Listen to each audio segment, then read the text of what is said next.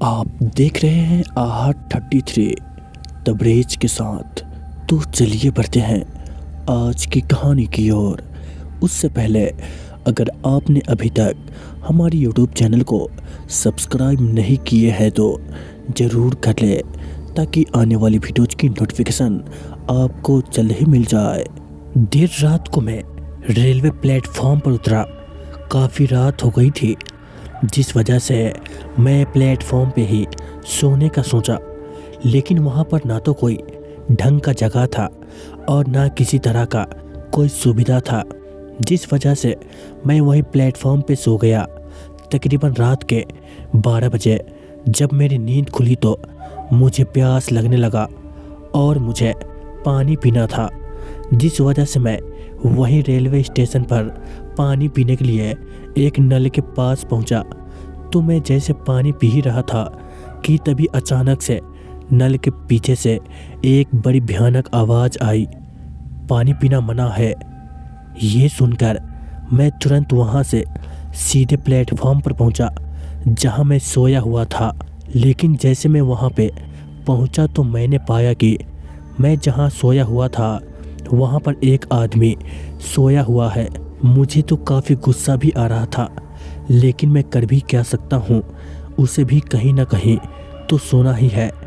ये सोचकर मैं कुछ दूर आगे गया तो पाया कि वहाँ भी एक आदमी सोया हुआ है। तो मैंने उसे बोला, भाई जी मुझे भी सोना है, क्या आप थोड़ा जगह दे सकते हैं? तो उसने बोला, अरे भाई क्या तुम्हें पानी नहीं पीना है? फिर मैंने सोचा कि अरे मैं क्या बोल रहा हूँ और ये आदमी क्या सुन रहा है।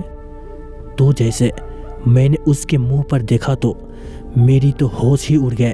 वो इस कारण कि इसके मुंह से किसी अजीब तरह की खून जैसे टपक रहा था। ये देखकर मैं दौड़कर वहाँ से टैक्सी पार्क में पहुँचा। अभी इस वक्त तो टैक्सी मिलना काफ़ी मुश्किल था, फिर भी मैं वहाँ पहुँचा। जैसे मैं दौड़कर उस टैक्सी वाले के पास पहुँचा तो वो टैक्सी वाला वहीं पे सो रहा था। तो मैंने उसे जगाकर बोला, अरे भाई जी सुनिए, मुझे घर जाना है, क्या आप मुझे ले चलेंगे? तो उसने जवाब देते हुए कहा, अरे इतनी रात को मैं नहीं जा सकता। फिर मैंने कहा, अरे भाई जी चलो, मैं आपको 2000 दूंगा। तो उसने झट से बोला, हाँ भाई चलो, कहाँ जाना है? तो उसने फिर से बोला, अरे भाई तुम दोनों को जाना है क्या? मैंने बोला, अरे भाई जी दोनों मतलब मैं अकेला ही हूँ। तो उसने कहा, भाई जी काहे को झूठ बोलते हो, पीछे तो देखो एक बार।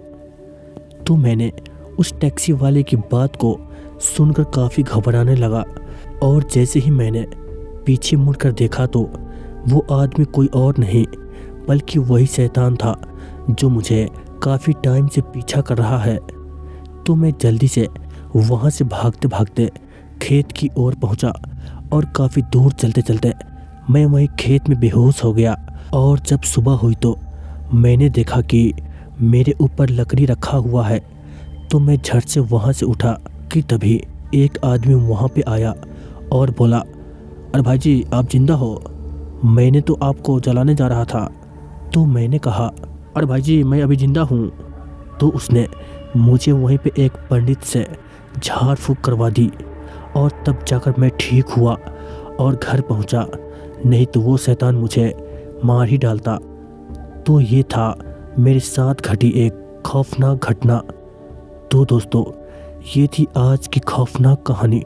लेकिन मैं आपसे रिक्वेस्ट करता हूँ कि अगर आपने अभी तक हमारे यूट्यूब चैनल को सब्सक्राइब नहीं किए हैं तो कर ले, ताकि मैं आपके लिए और भी खौफनाक कहानियाँ लेकर आ सकूँ। तब तक के लिए बाय एंड टेक केयर।